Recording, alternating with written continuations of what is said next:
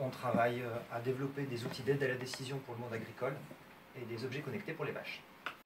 Donc l'objectif, c'est de connecter les agriculteurs, puisqu'aujourd'hui la plupart des décisions qui sont prises dans le monde agricole, elles se basent sur l'expérience et sur ce qu'on a pu faire avant. Et faire un changement est extrêmement risqué. Parce que si vous faites une modification et qu'il y a une maladie qui arrive et que vous perdez votre parcelle ou que votre rendement a beaucoup diminué, c'est extrêmement dangereux. Et beaucoup d'agriculteurs sont tenus de s'engager à l'avance sur un rendement qu'ils vont faire.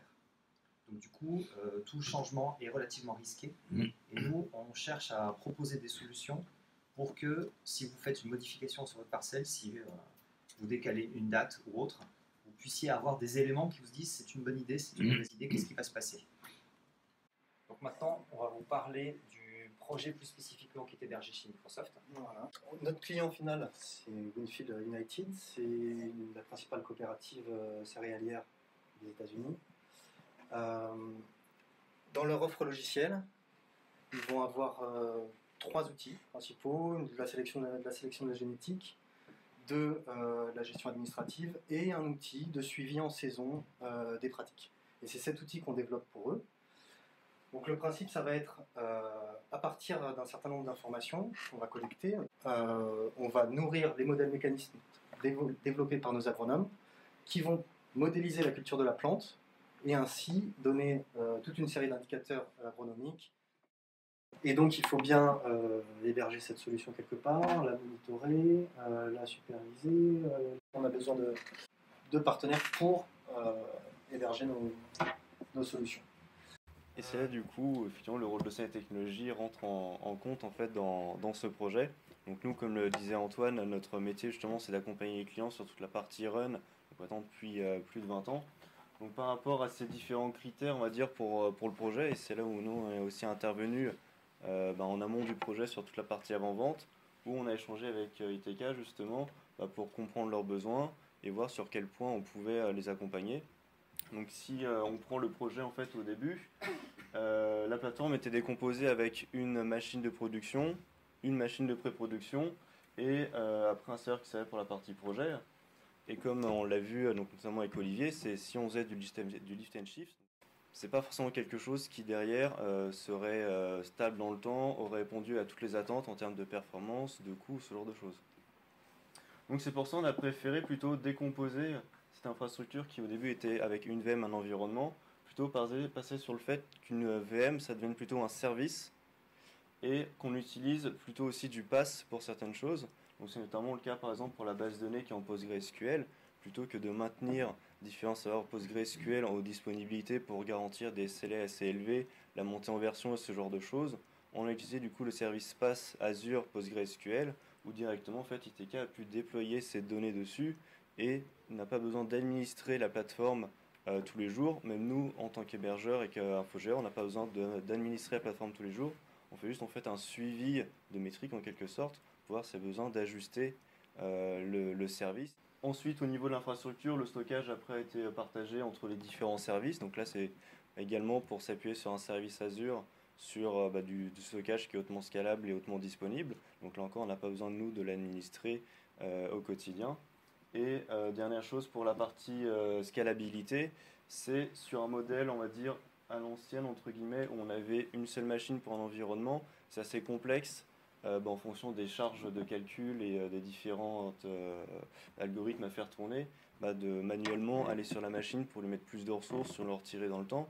Donc on est parti sur ce qu'on appelle du scale set dans Azure. Donc en fait c'est du service élastique en auto-scaling. Donc ce qui fait qu'en fonction de ce qu'on a prévu comme moulinet, donc ça tombe tous les jours, toutes les semaines, on va provisionner plus ou moins de machines et ça de manière automatique. Donc le but là de la scalabilité et de l'élasticité, pardon, ça va être au plus proche du service pour consommer vraiment ce qu'on a besoin de consommer et payer vraiment ce qu'on consomme.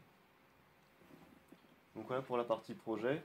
Et si on prend un petit peu après l'infrastructure, donc on retrouve quand même quelques sous-divisions comme on peut l'avoir en premise tout simplement pour cloisonner les différents services. Mais on a un fonctionnement du coup qui reste on-premise, comme sur du on-premise, mais on peut venir après greffer différents services comme la partie PostgreSQL en service PaaS qui ensuite sera accessible via les différentes applications, plupart des mécaniques et de la configuration qu'on peut mettre en place, nous, au sein d'Océan Technologies.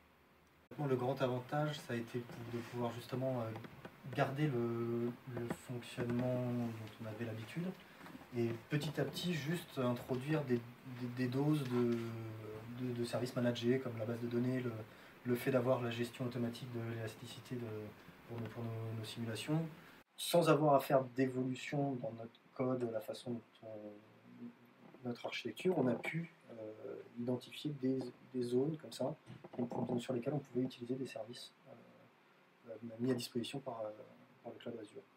Au niveau de l'infrastructure, comme aussi c'est un premier, on va dire, déploiement dans le cloud qui a été fait pour ITK, en termes de consommation, malgré les prédictions qu'on a pu faire, on a quelques écarts.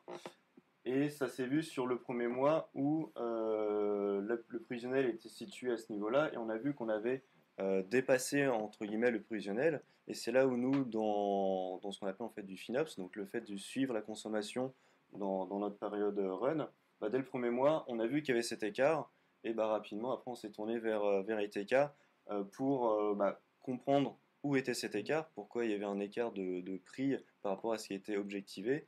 Et après, on a pu prendre certaines mesures, comme le fait, en fait de downgrader certaines machines, donc leur mettre moins de CPU, moins de RAM dès le début, parce qu'on voyait qu'on n'avait pas besoin d'autant de ressources, ce qui a permis comme ça de réduire un petit peu le coût.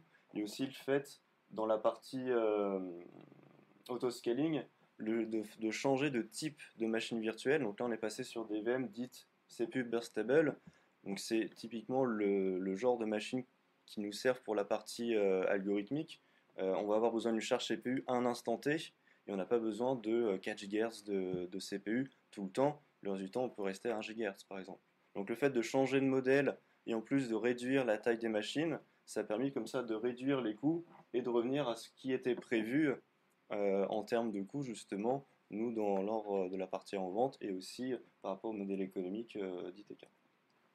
Et après, les perfs étaient aussi améliorés. Ça, c'est un des changements, un des bonus en quelque sorte, qu'il y a pu avoir sur le fait de changer de machine. Et même aussi, j'imagine, par rapport aux différents tests en pré-production. C'est le changement du scale set qui a eu l'effet de bord positif d'améliorer les perfs. Parce qu'en fait, le principe, c'est que quand l'utilisateur demande une simulation, pour des contraintes techniques MATLAB, ça ne peut pas se paralléliser. Donc, le Docker, il utilise un cœur à 100% pendant quelques secondes, puis il s'endort. Et sur l'architecture qu'on avait avant, on imaginait le nombre de CPU maximum. On dit, une machine à 8 cœurs, il y en a 5 pour les simulations. S'il y en a 6 en même temps, elle attendra. Donc là, effectivement, ce modèle-là était vraiment intéressant de dire, on retrouve bien le côté, il y a un moment, quelques secondes où il travaille à fond, il crie partout, puis après il se rendort pendant des heures. Donc, ça nous permet vraiment d'avoir la scalabilité pour le nombre d'utilisateurs qu'on a et donc de tirer vraiment profit des bénéfices du cloud public alors qu'on était plutôt sur un modèle classique précédemment. Enfin, tout a été très transparent pour nous. On n'a rien eu à faire au niveau applicatif, on n'a rien eu à faire au niveau de redéploiement ou quoi.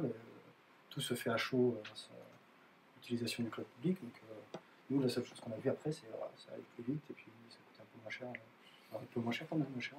C'est ça l'avantage, c'est que comme c'est flexible, on peut très rapidement souscrire à plus de services ou au contraire réduire un petit peu la voilure pour coller au plus près des différents besoins, que ce soit des besoins de performance ou des besoins de coût. Chose qui serait difficile après sur un abonnement classique de machine, si la machine a été payée pour, par exemple pour 1 an ou pour 3 ans, si un serveur a été acheté, on peut difficilement le revendre derrière ou l'utiliser pour autre chose. Par contre, effectivement, on peut bien le surveiller, et c'est là où justement la technologie intervient, c'est que nous, on surveille après régulièrement, on a différentes métriques pour suivre le coût, même les performances, et alerter justement nos différents clients en cas d'anomalie ou ce genre de choses. Il faut maîtriser l'offre. C'était aussi notre question. Nous, on ne le connaît pas, le cloud Azure, donc on est parfaitement capable techniquement de comprendre les différences, etc. Après, s'il faut aller mettre les mains dans le cambouis et dans toutes les offres, etc., pour voir quel est ce type de VM-là qui est meilleur dans notre cas précis, c'est là où on a besoin de quelqu'un qui...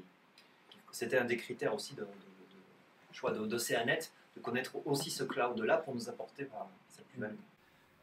Au niveau des équipes qui travaillent sur les projets, quelque part, utiliser un cloud public et plus les serveurs classiques, on se connecte en SSH, on fait notre propre tambouille, ça nous a forcé à aller vers plus d'industrialisation, à être un peu plus rigoureux, à retravailler notre architecture. Donc on a vu là pour l'élasticité de nos simulateurs, c'était quelque chose qu'on voulait faire depuis des années, mais on n'avait pas les outils techniques pour le faire en gardant la maîtrise. C'est là où il y a des réflexions, par exemple, sur le fait d'utiliser du Kubernetes pour avoir des services encore plus scalables. Et peut-être dernier point après sur quand même la sécurité, parce que qui dit aller sur le cloud, donc effectivement les données sont en cloud public et potentiellement accessibles depuis partout. Et pour l'accès à l'administration, enfin la partie admin, parce qu'effectivement à l'ancienne on se connecte en SSH sur les serveurs, exposer l'accès SSH de nos différents environnements directement sur un cloud public, c'est quelque chose qui peut faire peur et qui n'est pas de toute façon recommandé. Donc c'est pour ça, nous, chez Osai Technologies, on a proposé, et c'est même aussi dans les bonnes recommandations Microsoft, de mettre en place une Jumpbox qui permet aux équipes de quand même pouvoir se connecter sur l'infrastructure, non plus en direct sur chacune des machines, mais via un serveur de rebond, où ce serveur, on va du coup faire un filtrage par exemple par IP source ou obligé de s'y connecter via un VPN afin d'être sûr que l'accès admin, donc l'accès privilégié, ne soit possible que pour les utilisateurs qui doivent y accéder. C'est vraiment de centraliser et puis de mettre vraiment le focus sur cette machine pour la sécuriser un peu plus que les autres et plutôt par exemple de mettre en place des outils qui seraient assez lourds à administrer sur l'ensemble des serveurs. On se concentre pour les mettre que sur cette machine-là par exemple afin d'être sûr que ce serveur soit sécurisé le plus possible. Et après, on peut aussi mettre en place des services Azure, comme du Just-in-Time Access, qui permet de faire en sorte que l'accès en tant qu'admin à cette machine ne soit que possible que pour une certaine personne depuis une IP pendant un certain laps de temps. Non, je voulais qu'on remercie tous chaleureusement ITK, qui, Montpellier quand même, qui partageait ce retour, donc merci beaucoup.